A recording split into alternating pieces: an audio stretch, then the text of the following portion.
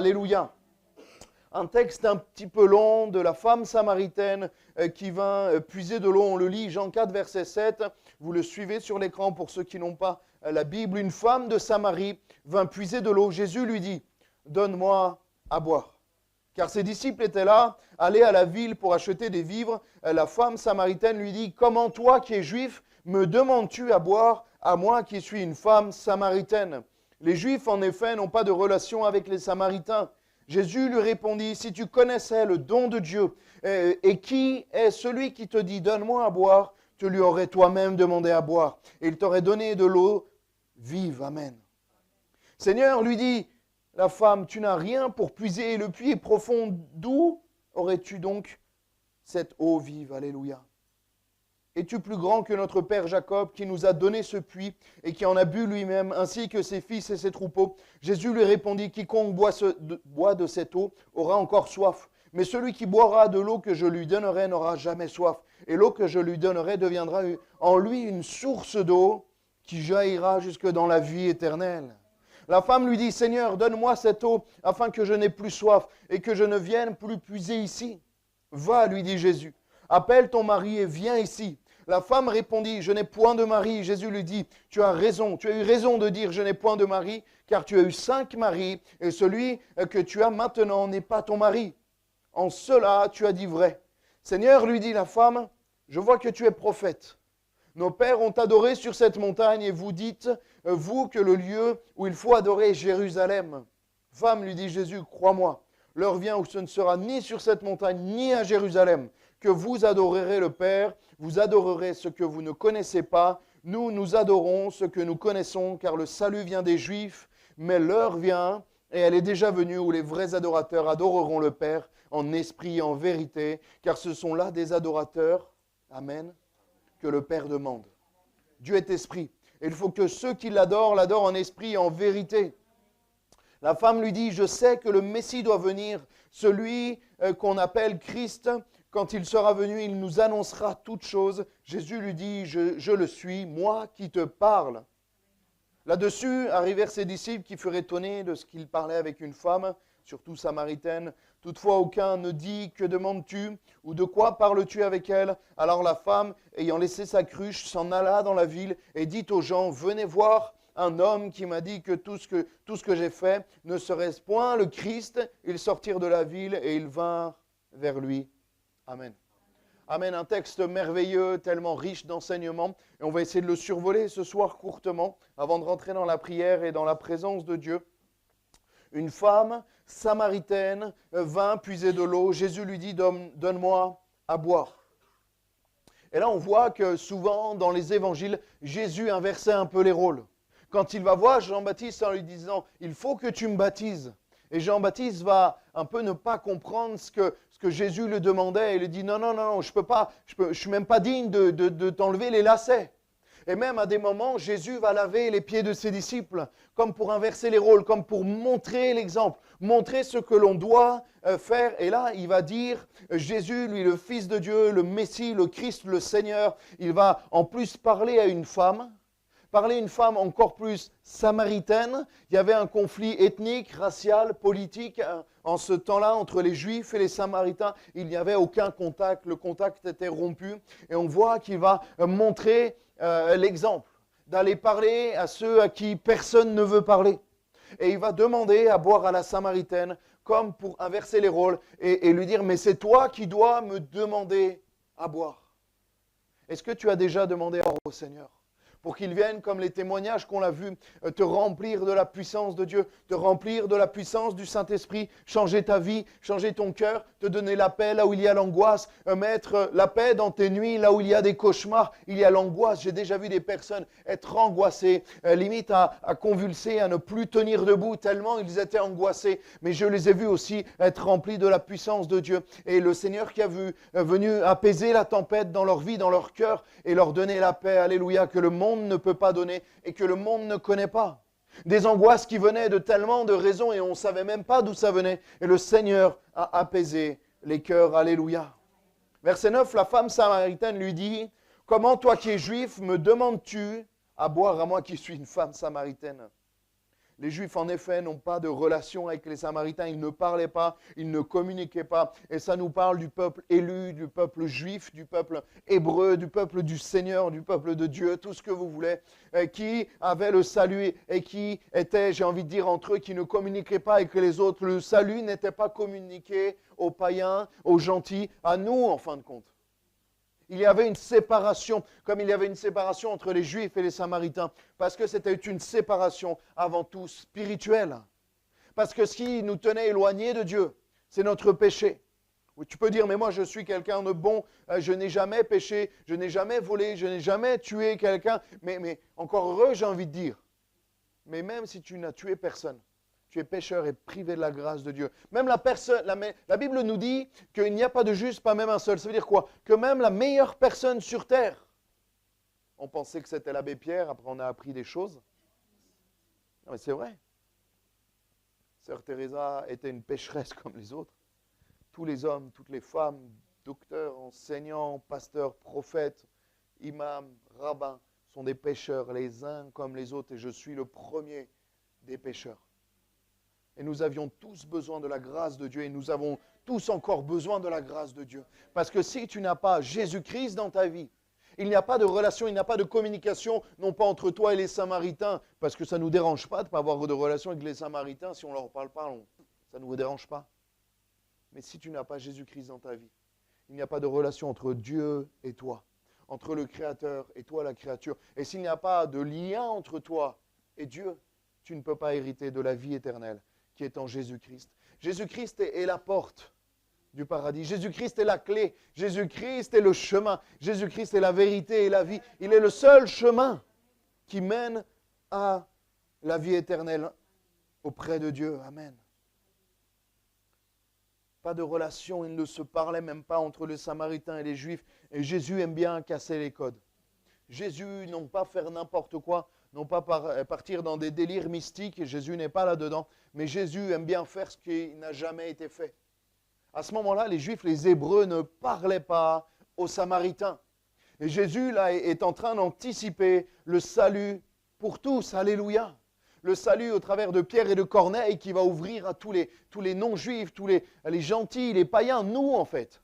Et sans ces textes-là, sans l'ouverture du salut aux non-juifs, nous ne serions pas là. Parce que uniquement les Juifs auraient pu être sauvés. Mais Jésus, dans son immense amour, a ouvert le salut à chacun en particulier. Amen. Jésus lui répondit, si tu connaissais le don de Dieu, et qui est celui qui te dit, donne-moi à boire? Tu lui aurais toi-même demandé à boire et il t'aurait donné de l'eau vive. Alléluia, c'est le thème de ce soir. Une source d'eau, alléluia. Une source d'eau. Et le Seigneur veut te donner de l'eau vive, alléluia. Il veut rafraîchir ton âme. Et j'ai envie de dire peut-être à quelqu'un ce soir, si tu connaissais celui qui est présent ici, si tu savais, j'ai envie de dire en face de qui tu te tenais, en présence de qui tu te tenais, tu viendrais à lui et peut-être que tu te mettrais à genoux et tu pleurerais sur tes péchés. Imaginez-vous, le Seigneur Jésus-Christ qui sonne, Gabi lui ouvre, le Seigneur vient, tout de blanc resplendissant. Vous imaginez? Ça devrait être merveilleux. Je pense qu'automatiquement, nous nous mettrions à genoux. Même pas de notre réflexe, ça serait physique, ça serait physiologique, on se mettrait à genoux. Parce que devant la grandeur, la toute-puissance, et peut-être qu'on n'arriverait même pas, la Bible nous dit, à le regarder et vivre en même temps. Parce qu'il est tellement grand, tellement parfait, tellement pur. Vous imaginez, le Seigneur rentre. Nous sommes face contre terre, peut-être incapables même de lever la tête pour regarder le Maître. Parce que nous sommes encore dans ce corps charnel.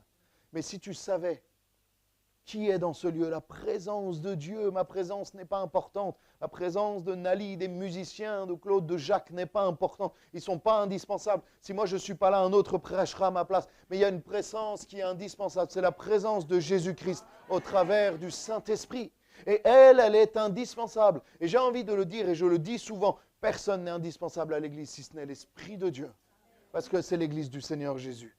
Si tu connaissais le don de Dieu, si tu connaissais qui est là, présent au milieu de nous, si tu savais à qui tu avais affaire, une bonne affaire, parce que tu pourrais gagner la vie éternelle.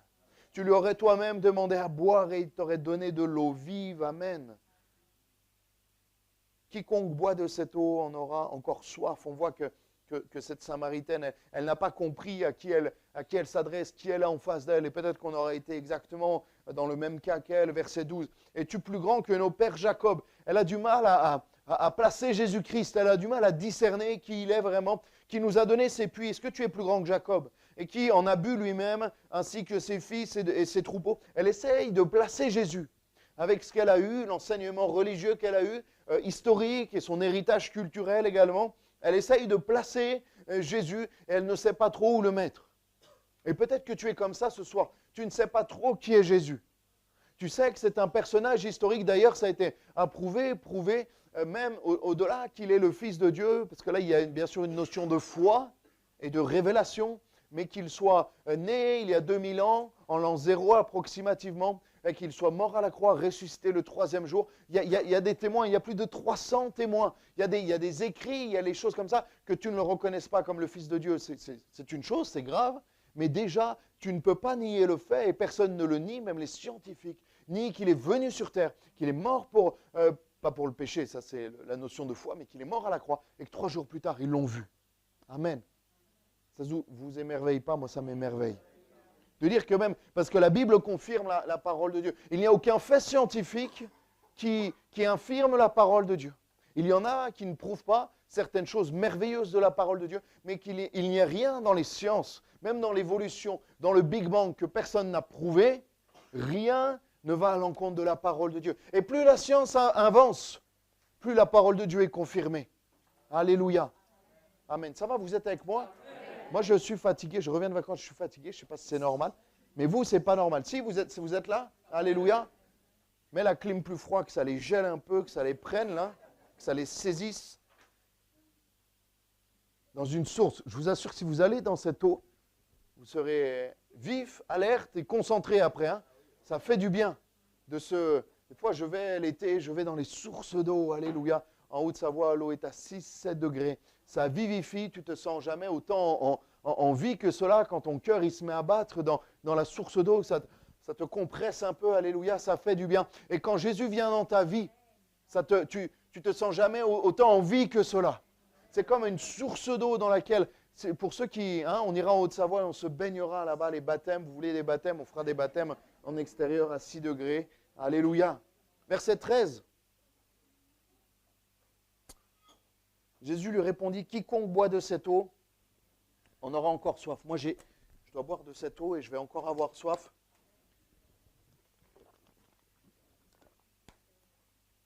Mais on voit que Jésus, il va dissocier ce que le monde donne et ce que lui peut donner. Et tu dois dissocier. Il n'y a rien de comparable entre ce que Dieu a prévu pour toi au travers de Jésus-Christ et de son esprit et entre ce que le monde peut te donner.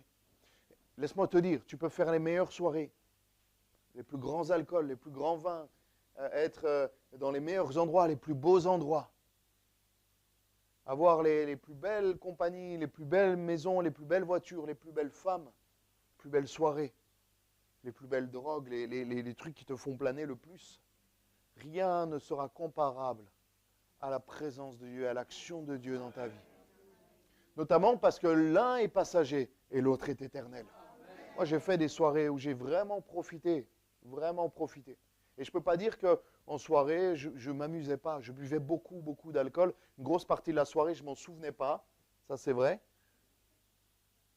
Mais le lendemain, je payais cher. Parce que c'était passager. Je passais un moment qui était certes dans le péché, certes dans le plaisir, les plaisirs de ce monde, mais tellement éphémère. Et le lendemain, tu payes l'addition. Et le lendemain, le mal-être que tu avais avant cette soirée revient. Et j'ai l'impression qu'il revient encore plus, comme un boomerang qui te revient en pleine tête. Il y a une différence entre ce que Dieu peut te donner et ce que le monde veut t'offrir. Même tous les plaisirs charnels, les plaisirs sexuels, rien n'est comparable à la présence de Dieu et à ce que Dieu a prévu pour toi. Est-ce que je peux avoir un amen? Jésus lui répondit, quiconque boit de cette eau aura encore soif. Les plaisirs de ce monde te laissent un goût où tu dois encore en avoir pour avoir cette dose de plaisir. C'est la dopamine et cette hormone du plaisir il faut avoir de plus en plus de plaisir pour avoir la même dose de plaisir. C'est pour ça que les drogues généralement, et le péché ne s'arrête jamais au péché. Un petit péché ne reste jamais comme ça. Il va te dominer. Tu peux prendre toutes les drogues. Les drogues n'ont jamais commencé avec une drogue dure. Elles ont toujours commencé avec une cigarette. Et ça monte crescendo parce que le corps s'habitue. Le corps s'habitue au péché. Et tu as besoin de plus de péché pour avoir une dose de plaisir. Et tu peux mettre ça avec tellement de choses. C'est pareil pour les alcooliques. Ils n'ont jamais commencé avec une grande bouteille de rhum. C'est petit à petit où le péché a fait son nid. J'ai eu des entretiens dans mon jeune ministère avec des personnes. Et dans tous les domaines, le péché est une addiction qui vient et te domine.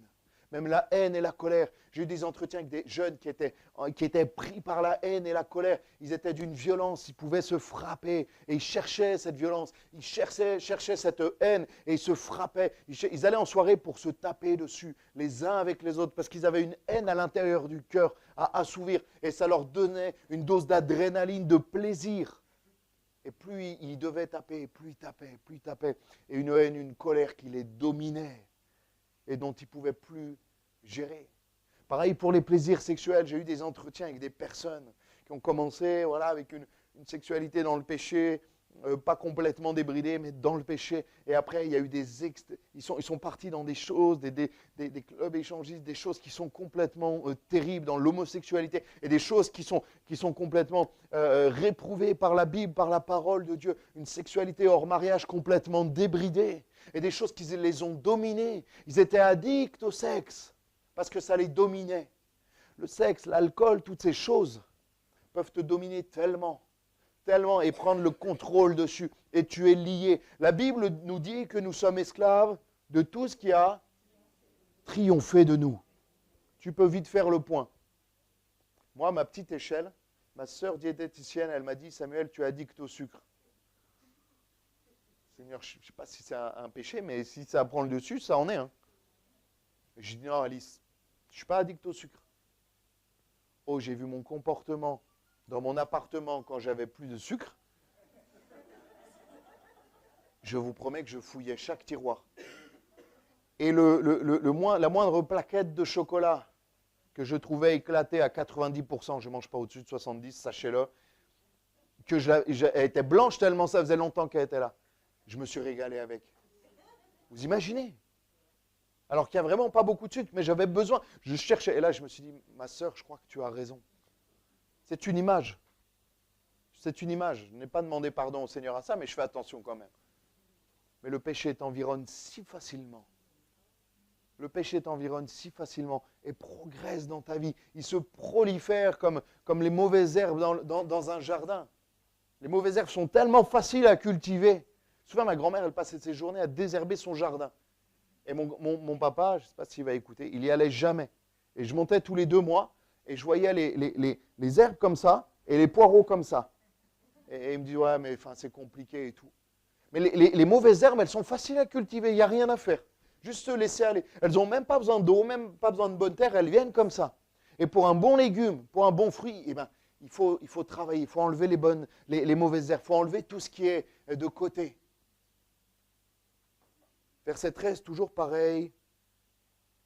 Celui qui boit de cette eau aura encore soif. Verset 14, mais celui qui boira de l'eau que je lui donnerai n'aura jamais soif.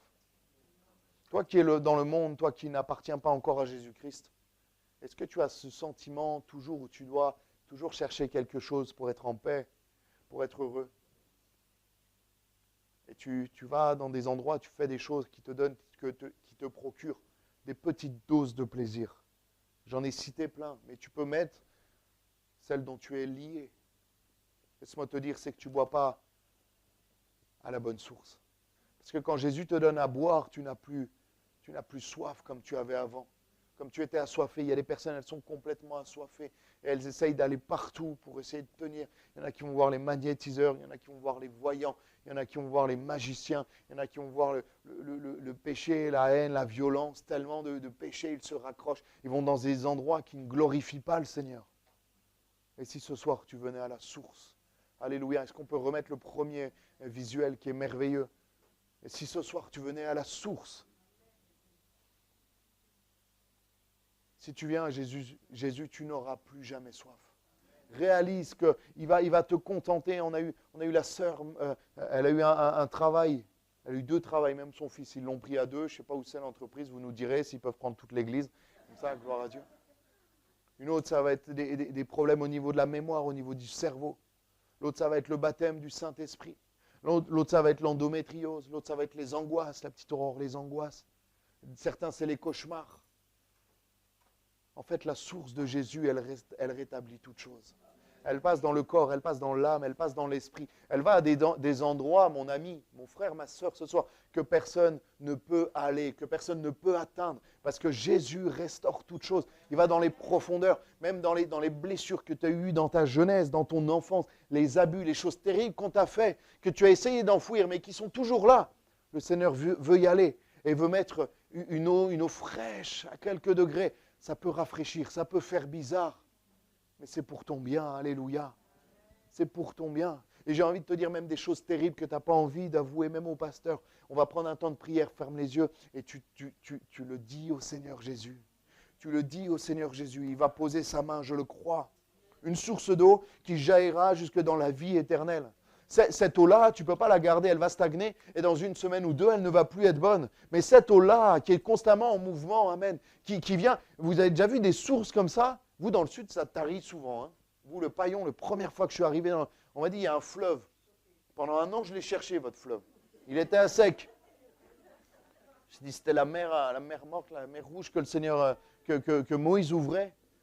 Mais on m'a dit, il y a un fleuve, c'est le Paillon. Je voyais une vallée d'ossements desséchés. Là, ça va. Depuis 1 an, il a repris vie, alléluia. Depuis l'église, ça ne tarit plus. Il y a de l'eau, alléluia. C'est beau un fleuve. C'est terrible un fleuve qui tarit. Moi, je n'avais pas l'habitude de voir des choses comme ça. Je m'en suis remis, hein, mais c'est tellement plus beau quand il y a ça. C'est constamment, en permanence, ça coule, il y a de l'eau fraîche. Elle est toujours bonne. Tu peux la boire, elle est toujours bonne. Moi, je bois de l'eau dans les rivières en Haute-Savoie, je bois comme ça, je me mets à 4 pattes, je bois. Elle est pure, cette eau, elle est filtrée. Et elle coule constamment.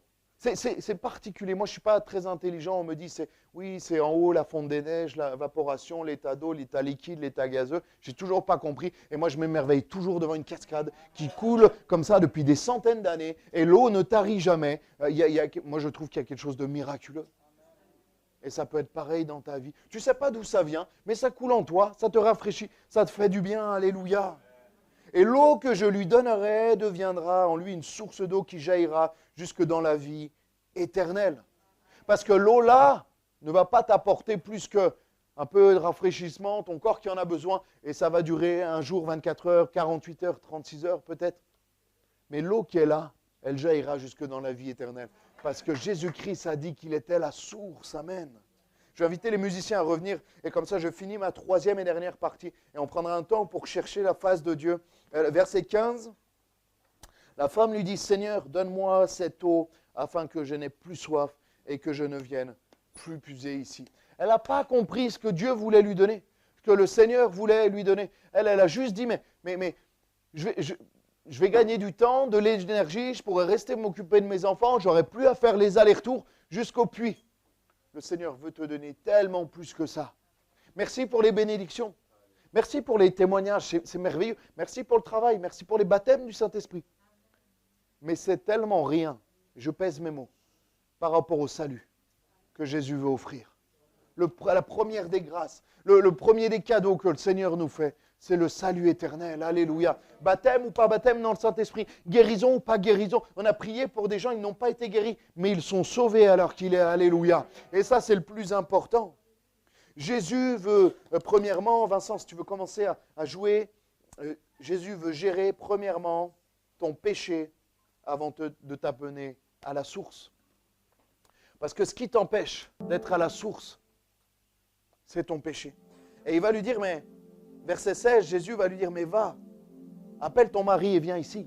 En fait, Jésus savait très bien, Jésus sait toutes choses. Mais des fois, il nous amène, et vous avez remarqué que Jésus, dans les évangiles, moi, il y a quelque chose qui m'a souvent marqué. Jésus ne dit pas, t'as péché. T'as péché. T'es pécheur. T'es mort pour l'éternité. Jésus ne disait pas ça. Mais Jésus, par sa présence, et par son échange, amenait les gens à dire eux-mêmes qu'ils étaient pécheurs et privés de la grâce de Dieu. même à la femme adultère. Il va lui dire, va, il ne pêche plus. Il va la restaurer. Et là, cette femme, il sait que cette femme, elle est dans une situation, elle vit avec quelqu'un hors mariage. Ce qu'on appelle la fornication, c'est un péché devant Dieu. Et là, en fait, Jésus ne va pas lui dire, mais hey, t'es une pécheresse. Il va lui amener à confesser ses péchés. Il y a une puissance incroyable, mon frère, ma soeur, mon ami, dans la confession des péchés au Seigneur. Le pire des péchés, vous savez ce que c'est? C'est l'orgueil. Ça m'appartient, j'en prends la responsabilité de ce que je viens de dire. Le pire des péchés, ce n'est pas l'homosexualité. C'est un péché terrible. Ce n'est pas le vol, le mensonge, la violence. Ce n'est pas même cette sexualité débridée hors mariage. Le pire des péchés, c'est l'orgueil. Pourquoi? Parce que cette femme, elle est dans une situation terrible de péché, mais elle vient à Jésus. L'orgueilleux ne vient pas à Jésus. L'orgueilleux ne veut pas venir à Jésus. C'est pour ça que même si ce n'est pas le pire aux yeux de Dieu, l'orgueil, mais c'est celui qui a les pires conséquences, parce que l'orgueil t'empêche de venir à Jésus. Alors que tous les péchés ne t'empêchent pas de venir à Jésus. Mais si tu as un petit péché, mais de l'orgueil qui t'empêche de venir à Jésus, tu es condamné à mort pour l'éternité. Mais si tu as un grand péché, et que tu es le plus grand des pécheurs sur la terre, mais que tu te mets à genoux, ce soir devant Dieu, tu dis, Seigneur, je te demande pardon pour tous mes péchés. J'ai fait ça, j'ai fait ça, j'ai fait ça. Des fois, j'ai fait des péchés, j'ai commis des péchés. J'avais honte, j'avais même honte d'en parler à Dieu. Ça vous est déjà arrivé? J'ai commis dans ma vie des péchés, j'avais même honte d'en parler à Dieu. Et je disais, vite Seigneur, pardonne-moi pour même plus y penser, tellement j'avais honte de ce péché. Le Seigneur veut restaurer le pire des pécheurs. Je ne vais pas citer de nom, ça serait peut-être maladroit, mais ça serait la grâce quand même. Vous prenez le pire des pécheurs, le pire homme sur terre. On a tous une petite télé quand on fait cette expérience. Et cet homme, ce soir, si à l'église de l'Ariane, dans sa chambre, se met à genoux et dit, pardon Seigneur, je te demande pardon, pleure sur ses péchés amèrement, cet homme-là est sauvé instantanément. Ça, c'est la grâce de Dieu. Nous, on n'est pas comme ça. Nous, on a envie qu'il paye, qu'il soit dans la pire des prisons et qu'il soit même tué. Mais la grâce de Dieu, la règle du jeu de Dieu, c'est que si un malheureux crie, l'Éternel l'entend et le délivre de tous ses péchés. Même le pire des pécheurs, ce soir, peut passer de la plus grande promotion de pécheur, du pire pécheur, à enfant de Dieu. C'est la grâce de Dieu. Si vous n'êtes pas d'accord avec ce principe, voyez directement avec Dieu. Ce n'est pas moi c'est lui qui parle de ça. Le brigand sur la croix. Il s'est repenti. On va prendre un temps pour prier. On va fermer nos yeux. Et cette femme va lui dire, tu as raison de dire, je n'ai point de mari. Si elle était simplement allée chercher son mari, je pense qu'elle n'aurait pas goûté au salut du Seigneur. Mais elle va lui dire, je n'ai point de mari. Le Seigneur attend ce soir de l'honnêteté de ta part. La Bible nous dit qu'il n'y a rien de caché, tout doit être à nu et à découvert devant Dieu. Dieu sait tout, Dieu voit tout. Dieu était là à la maternité quand ta maman a donné naissance et que tu es venu au monde. Les 9 mois de grossesse, il les a vus et tes 15 ans, tes 20 ans, 40 ans, 30 ans, 70 ans, 80 ans de vie, il a vu chaque instant, chaque moment de tes journées et de tes nuits. Et Seigneur te dit, mon enfant, viens à moi ce soir, demande-moi pardon et je te restaurerai. Alléluia. On va prendre un temps pour prier.